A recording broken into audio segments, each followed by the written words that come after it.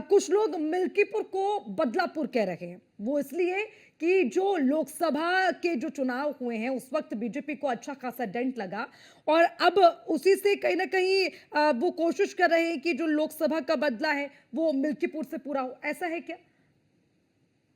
अर्चना जी, आपको और लिखों को और देश की जनता को जय श्री राम। देखिए अर्चना जी, चुनाव में हार जीत लगी रहती है और प्रत्येक राजनीतिक दल को चुनाव में जीत की इच्छा शक्ति और जीतने के लिए ही चुनाव लड़ना चाहिए।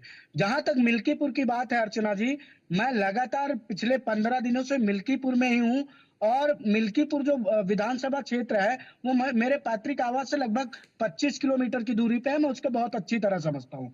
मिल्कीपुर विधानसभा क्षेत्र के लोग इस बार जानना चाहते हैं कि अवधेश प्रसाद 2024 का चुनाव जीतने के बाद कितनी बार इस विधानसभा में आए, इस विधानसभा के लिए उन्होंने पिछले 6 महीनों में कितने काम किए, 9 बार वो विधायक बने और मंत्री रहे, उस समय क्या क्या काम किए थे।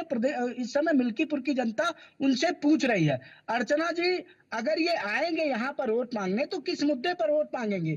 जो समाजवादी पार्टी के कैंडिडेट हैं अजीत प्रसाद जी, उन्होंने अभी 9 विधानसभा सीटों पर चुनाव होने के समय पर ही एक ब्राह्मण लड़के को किडनैप किया, उसको मारा पीटा और उसको जान से मारने की धमकी दी। उसमें मुकदमा दर्ज कराया गया हमारी सरकार के द्वारा उस व्यक्ति की तहरीर पर और उनको जेल भी भेजा गया। बाद में वो जमानत पर बाहर आए।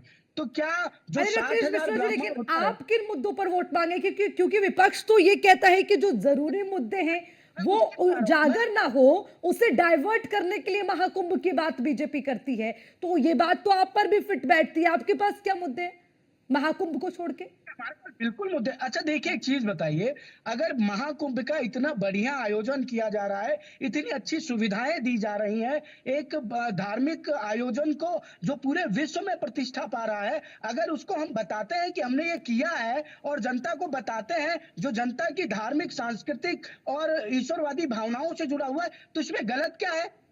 एक चीज बताइए, अगर हमने किसी को व्यवस्था दी है तो वो बताए बिना, अरे भाई वहां पर रहने की नहीं, लेकिन व्यवस्था है, स्नान प्रत्यक्ष को प्रमाण की जरूरत नहीं है ना। ठीक है, भव्य आयोजन आपने कर लिया, ओके है, लेकिन मिल्कीपुर में जो लोगों की समस्याएं हैं उस पर तो आप बात करेंगे ना। देखिए मेरे पास यहाँ कुछ आप उस मतलब आप चाहे उस समाजवादी पार्टी हो या बीजेपी, उनके पास पॉइंट हो ना हो, लेकिन वहां पर समस्याएं हैं लोगों की। आवारा पशुओं को लेकर, खस्ताहाल सड़कों को लेकर, बिजली आपूर्ति को लेकर, शिक्षण संस्थान को लेकर जो वहां पर जनता है वो अर्चना त्रस्त है भाई। उसका जवाब कौन देगा? अर्चना जी, हाँ।